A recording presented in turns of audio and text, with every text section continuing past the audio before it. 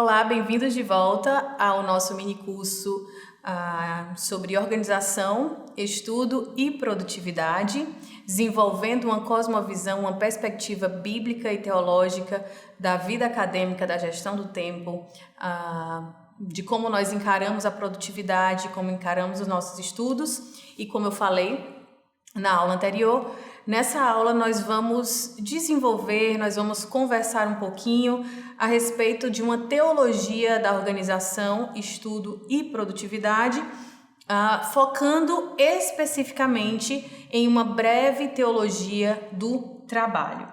Como falado na aula passada, as questões teóricas, as questões teológicas são importantes.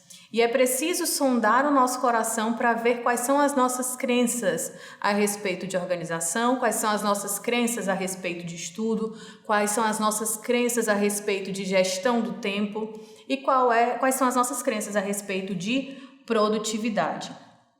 Mais importante do que técnicas, mais importante do que dicas práticas, é sondar o nosso coração, ver o que nós cremos e construir uma visão bíblica, uma visão teológica a respeito dessas questões, porque é exatamente isso que vai fundamentar a nossa prática. Então, fundamentar a nossa visão a respeito dessas questões, organização, produtividade, estudo, gestão de tempo, é aquilo que vai garantir mudanças verdadeiras, mudanças significativas e mudanças duradouras na nossa forma de agir. Certamente você já tentou, assim como eu, implementar alguma técnica nova, alguma dica nova de como aproveitar melhor o tempo, como organizar melhor as suas prioridades, como estudar melhor. E você pode também ter tido, como eu, a experiência de frustração, né? Das coisas não caminharem como você imaginava. Isso tem muito a ver com o fato de que muitas vezes queremos organizar as coisas exteriormente, mas não paramos, não dedicamos tempo para sondar o nosso coração, para ver o que nós realmente cremos. Lembra, mudanças significativas, elas começam no coração. As principais mudanças a respeito da administração do tempo não vai ter muito a ver com técnicas, né, com aplicação de práticas ou muito com o que você faz, mas muito mais com o que você entende. E algo importante aqui que você pode anotar aí no seu bloquinho de anotações é que a nossa teologia molda a nossa prática. E é por isso que nós vamos tentar pensar teologicamente a respeito de trabalho, estudo, produtividade e tempo. A gente vai ver um pouco a respeito da nossa teologia do trabalho na aula de hoje, porque a teologia que eu tenho do trabalho, e lembra, todos nós temos uma teologia formada no nosso coração e na nossa mente a respeito de alguma coisa, a respeito dos assuntos, né, do mundo e da vida. Então, você tem uma teologia a respeito do trabalho. A sua teologia a respeito do trabalho pode estar errada, pode estar equivocada, pode não estar de acordo com o que as escrituras falam a respeito de trabalho. E isso pode estar afetando a forma como você encara o seu trabalho, porque a sua teologia de trabalho define a forma como você encara o trabalho, como você trabalha. Vamos ver também a teologia do estudo, porque a forma como eu creio a respeito do estudo vai definir como eu estudo no meu dia a dia, na minha vida, na minha prática. Vamos ver também a teologia da produtividade, porque a minha crença a respeito de produtividade define as minhas motivações, os meus interesses, o quanto de força, de energia que eu coloco para fazer determinada coisa. A minha crença ou a minha teologia a respeito do tempo e da organização também vai definir a forma como eu administro o meu tempo.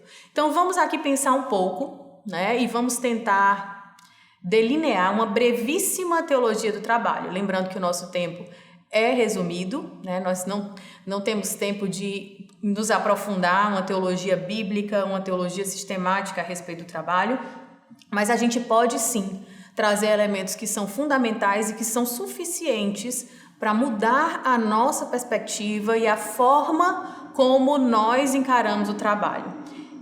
Ideias, verdades bíblicas que podem mudar completamente a forma como você tem trabalhado até hoje.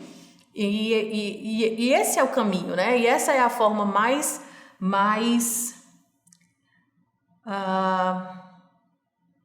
a forma mais prática, muito mais do que prática, é a forma mais eficiente de te ajudar a trabalhar mais e trabalhar melhor. Então, a primeira coisa que a gente pode pensar a respeito de Deus e o trabalho está lá em Gênesis, né, nas primeiras páginas das Escrituras, quando nós vemos em Gênesis 1 que nós fomos criados com uma missão. Então, primeira coisa que a gente precisa entender a respeito do trabalho é que trabalho é algo bom. Trabalho não é maldição, trabalho não é fruto do pecado, trabalho não é um castigo que Deus deu aos homens e às mulheres por conta, né, do pecado, mas trabalho é algo bom. Quando Deus nos cria, Ele nos cria com uma missão. Ele não nos cria para nada. Então, dentro de nós, dentro daquilo que nós somos, da constituição humana, está não apenas a missão para o trabalho, mas a necessidade também de trabalhar, de ser útil, né? No caso de Gênesis 1, 27, de cultivar, de guardar a terra.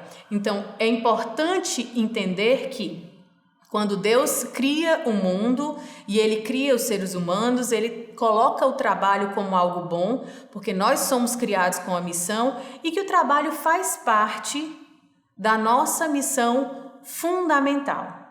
O trabalho faz parte da nossa missão fundamental, e quando a gente fala isso é importante deixar claro que o trabalho é uma missão, é um chamado para homens e mulheres. Deus cria homem e mulher à sua imagem e semelhança e diz a eles para serem férteis, multiplicarem-se, cultivarem a terra, guardarem a terra. E quando a gente pensa nesse chamado criacional, que alguns chamam de mandato cultural, eu gosto de chamar de mandato criacional, a gente consegue ver aí que dentro desse mandato criacional você tem todo tipo de atividade humana possível e necessária para o cuidado com a terra, para o desenvolvimento humano. Então, o trabalho faz parte da nossa missão fundamental. Quando eu penso em trabalho também, é importante a gente entender que, usando o esquema criação, queda e redenção. Criação, trabalho como algo bom, fomos criados com uma missão, o trabalho faz parte da nossa missão fundamental, não apenas é algo bom, mas é algo que eu sinto falta de fazer porque eu fui criada para isso. Então, trabalho como algo bom. Quando eu penso na queda, é importante eu entender que o trabalho sofreu também implicações drásticas e cruéis por conta do pecado. Então, a queda afetou radicalmente o trabalho, e a gente pode ver isso em Gênesis 3. O trabalho, que era algo natural, algo necessário, a missão, parte fundamental, né, da existência humana, agora estava mais difícil, mais dolorido, mais suado, e não apenas isso. Quando a gente pensa nos efeitos da queda sobre o pecado, a gente gosta de pensar nessas questões, né? O trabalho mais difícil, né? Do suor do seu rosto, você vai colher, e a gente vê que a terra vai produzir cardos e abrolhos. Mas existe uma questão também muito importante a respeito dos efeitos da queda no pecado, que é exatamente o fato de que o pecado tornou o trabalho idólatra. Enquanto antes eu trabalhava, né, como criação divina, como imagem de Deus, eu trabalhava para refletir a imagem daquele que me criou e cuidar do mundo como aquele que me criou e que me fez a sua imagem o faria, como representante de Deus no mundo, por conta do pecado, eu passo a trabalhar não mais pensando em Deus, mas eu começo a trabalhar pensando em mim mesma. O trabalho passa a ser idólatra. O trabalho passa a ser autocentrado. Enquanto eu trabalhava para cuidar da terra, para cuidar do meu próximo, o trabalho, sofreu essa consequência, essa influência do pecado, e o trabalho passou a ser idólatra. Nós começamos a trabalhar por motivos idólatras e um exemplo emblemático que nós podemos ver é a construção da Torre de Babel. Homens trabalharam ali, empenharam seus esforços, seus recursos para fazer algo grande. Aquilo certamente deu trabalho. Mas eles estavam dispostos até a superar as dificuldades naturais ou as dificuldades provenientes do efeito do pecado sobre o trabalho. Mas o trabalho feito ali era um trabalho idólatra, para fazer o seu nome grande, para tornar o seu nome grande. Então, algo que a gente precisa entender quando a gente pensa em trabalho tudo bem, o pecado afetou a forma como eu encaro o trabalho e também afetou a forma como o trabalho se apresenta diante de mim. O trabalho é muito mais difícil, eu preciso vencer as dificuldades do trabalho. Isso faz parte da maldição sobre a terra. Mas algo importante que muitas vezes nós deixamos de lado é que o trabalho, a forma como eu encaro o trabalho, também foi manchada e maculada pelo pecado. Muitas vezes eu olho para o trabalho como um meio de tornar o meu nome grande, conseguir coisas à parte de Deus, ou conseguir coisas contrárias ao que Deus espera de mim, e eu utilizo a minha capacidade que Deus me deu para uma missão que não foi aquela que Ele me deu. Então, o trabalho não somente é mais difícil, mas o trabalho também se tornou idólatra. E quando a gente pensa então no esquema criação, queda, redenção, nós vimos criação, o trabalho é algo bom. Nós fomos criados com a missão e o trabalho faz parte da nossa missão fundamental. E essa missão fundamental é glorificar a Deus. Com a entrada do pecado, a queda afeta radicalmente o meu trabalho, o trabalho se torna mais difícil, mas o trabalho também se torna idólatra.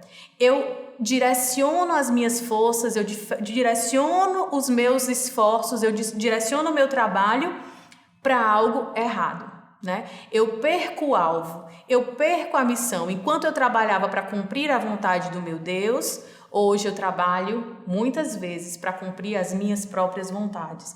Enquanto eu trabalhava para refletir, para glorificar ao meu Deus, muitas vezes hoje nós trabalhamos para glorificar o nosso próprio nome, para tornar o nosso nome grande. Mas nós vamos agora para o terceiro ponto, que é a redenção. A redenção do trabalho. Em Cristo nós temos a redenção do trabalho. Por mais que as coisas não estejam fáceis ainda e o trabalho só será completamente redimido no novo céu e na nova terra, nós temos sim, já hoje, um redirecionamento do trabalho. Em Cristo nós temos capacidade de não trabalhar mais de maneira idólatra, para mim mesma, para os meus próprios interesses, deixando Deus fora da equação ou deixando Deus fora dos objetivos ou das questões relacionadas ao meu trabalho.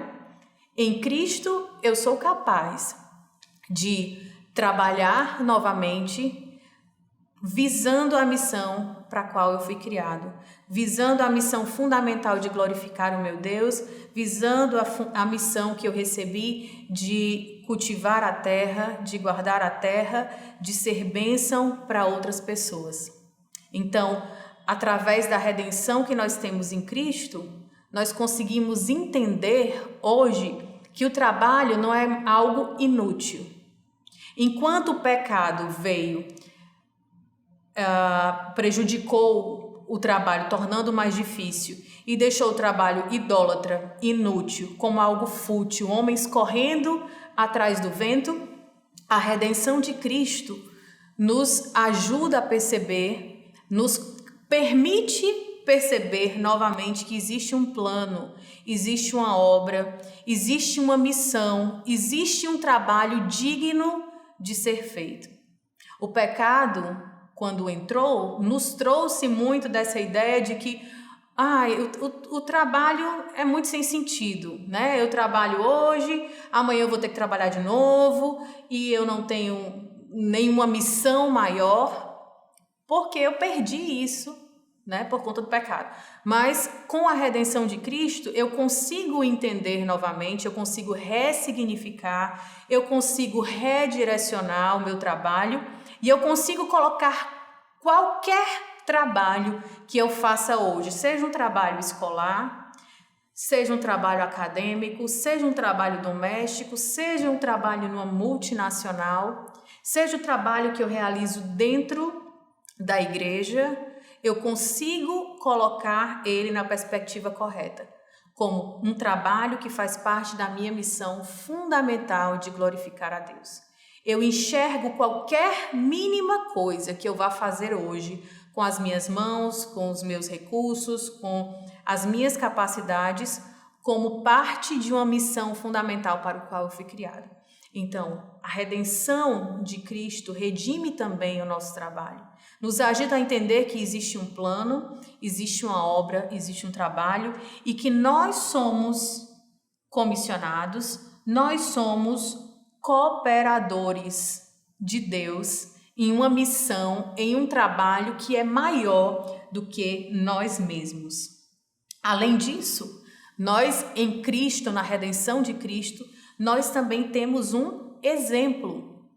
Jesus é um exemplo a respeito de trabalho que deve ser seguido e que muitas vezes nós negligenciamos. Em João 5,17, nós lemos: meu Pai trabalha até agora e eu trabalho também. Jesus, como alguém que entende a sua missão, entende que tudo o que faz parte dessa missão. Jesus, como alguém que imita ou segue o exemplo de seu Pai, que sempre trabalha, que trabalha até agora. E Jesus diz: e eu trabalho também. Quando nós conseguimos entender o papel do trabalho dentro da missão de Deus, quando nós conseguimos entender o trabalho como parte do projeto grandioso de Deus de criar os homens para a sua própria glória, nós ressignificamos o trabalho. Enquanto muitas vezes nós vemos, nós temos a ideia errada do trabalho como algo inútil, trabalho como algo fútil, como uma coisa que você faz vez após vez e você não vê um resultado, trabalho como um castigo ou um trabalho como algo só para você mesmo. Você consegue entender que o trabalho, seja o mais simples, o mais comum que você faz no seu dia a dia, é um trabalho que reflete aquele que te criou e que glorifica a Deus e que está inserido dentro de um trabalho maior, de um Deus que tem uma missão e que trabalha até agora, assim como Jesus trabalha também. E é interessante que a gente entenda que nós, por conta da redenção que nós temos em Cristo, hoje nós trabalhamos não para sermos alguma coisa, não trabalhamos para sermos algo. Nós trabalhamos porque somos. E aí a gente volta para a questão fundamental da graça que eu falei na nossa aula 1. O nosso trabalho está baseado na graça. Nós fomos criados por pura graça divina. Deus não tinha obrigação de nos criar. Então ele não somente nos cria, mas nos dá propósito, nos dá missão, nos dá capacidade, nos dá um papel, ele nos dá um trabalho. E nós trabalhamos não para nós sermos algo, nós trabalhamos não para conseguir algo, mas nós trabalhamos por graça, porque somos, porque já recebemos, porque recebemos de Deus Pai e fomos redimidos por Jesus Cristo. Então, Cristo, é interessante a gente entender que na redenção de Cristo, Cristo realizou de uma vez por todas aquele trabalho que nós não pudemos realizar, o trabalho que nós não podíamos realizar. E é por isso que nós trabalhamos, porque recebemos essa graça e somos encorajados, somos motivados por gratidão, por amor, a trabalhar assim como Cristo trabalha, que trabalha assim como o Pai trabalha, incansavelmente. E trabalha por gratidão, não para ser aceito por Deus, mas porque é aceito por Deus. Porque a graça nos alcançou e nós somos gratos por isso. E trabalhamos com gratidão, trabalhamos com humildade, trabalhamos com dependência, trabalhamos entendendo a nossa responsabilidade e muito mais, entendendo o privilégio que nós temos de sermos cooperadores nessa obra, né, nesse trabalho de Deus, na missão de Deus. Então, nós temos o senso de responsabilidade e trabalhamos porque temos desejo também de cooperar, né, nessa missão que Deus nos deu. Existem alguns mitos e verdades a respeito de trabalho, de produtividade, que o Matt Perman vai falar aqui no livro que eu falei para vocês na aula passada, What's Best Next. Ele traz 12 princípios e eu gostaria de falar aqui rapidamente sobre 6 princípios, certo? Infelizmente a gente não vai poder falar muito sobre cada um desses princípios por conta do tempo, mas existem coisas aqui que eu acho importante da gente ver. Primeiro mito é que não é necessário fazer o evangelho parte central da nossa visão de produtividade. A gente pensa que produtividade não tem nada a ver com teologia, não tem nada a ver com evangelho. Trabalho secular, né, nós gostamos de fazer essa divisão, não tem nada a ver com teologia, não tem nada a ver com evangelho. E esse é um grande engano. A única forma de ser produtivo é entender que você não precisa ser produtivo. É entender a verdade do evangelho, é entender que Jesus já fez tudo que era necessário e que o que você faz hoje é por gratidão, é por graça, não por merecimento. É trabalhar não por merecimento, né? Buscando algo como se você assim o merecesse, mas como gratidão. O evangelho muda radicalmente a forma como nós encaramos a produtividade, né? Muitas vezes a produtividade se torna um ídolo, porque nós achamos que precisamos ser mais produtivos, muitas vezes até para sermos um cristão de verdade, quando Cristo já realizou tudo. Nós precisamos ser produtivos porque esse é um chamado do nosso Deus. Nós precisamos ser produtivos porque nós queremos agradar ao nosso Deus, aquele que trabalha incansavelmente. Outro mito a respeito de produtividade e trabalho é que o alvo da organização e do gerenciamento de tempo é ter paz de mente e espírito. E a verdade é que a produtividade é, em primeiro lugar, sobre fazer o bem ao próximo para a glória de Deus. O trabalho não diz respeito a mim. A organização, quero organizar melhor o meu trabalho, quero organizar melhor o meu tempo. Por quê? Porque eu quero me sentir melhor, quero ter mais paz. A paz de mente, a paz de espírito são consequências naturais de uma organização, de gerenciamento de tempo, de um trabalho bem feito. Mas a meta, o alvo não deve ser esse. Nós trabalhamos bem, nós queremos trabalhar melhor, nós queremos organizar o nosso tempo, nós queremos estudar mais, porque nós queremos glorificar a Deus através das nossas vidas e queremos fazer o bem ao próximo. Queremos amar a Deus e ao próximo. E queremos usar a nossa produtividade, o nosso trabalho, o nosso tempo para ser bênção para aqueles que estão ao nosso redor. Outro mito é que nós teremos paz de mente e espírito quando tivermos tudo sob controle. Isso é um mito bem difundido a respeito de organização e de produtividade. Quando eu tiver tudo organizadinho, né, tudo sob meu controle, eu vou ter paz de mente. Quando eu souber todas as atividades que eu tenho que fazer, quando minha agenda estiver super organizada. Mas isso é um mito, isso é um engano, porque basear a nossa paz de mente na nossa habilidade de controlar tudo nunca vai funcionar, porque nós não somos capazes de controlar todas as coisas. Invariavelmente as coisas sairão do nosso controle. E se a nossa paz de mente, a nossa paz de espírito depende do nosso poder de controlar todas as coisas, nós não vamos ter paz. Quase nunca. Outro mito é que produtividade é bem mais definida por meios de resultados tangíveis. Quando você pensa em produtividade, quando você pensa em um trabalho bem-sucedido, muito provavelmente vem à sua mente a questão de resultados tangíveis. E isso também é um engano. A maior evidência de produtividade vem de coisas intangíveis e não de coisas tangíveis.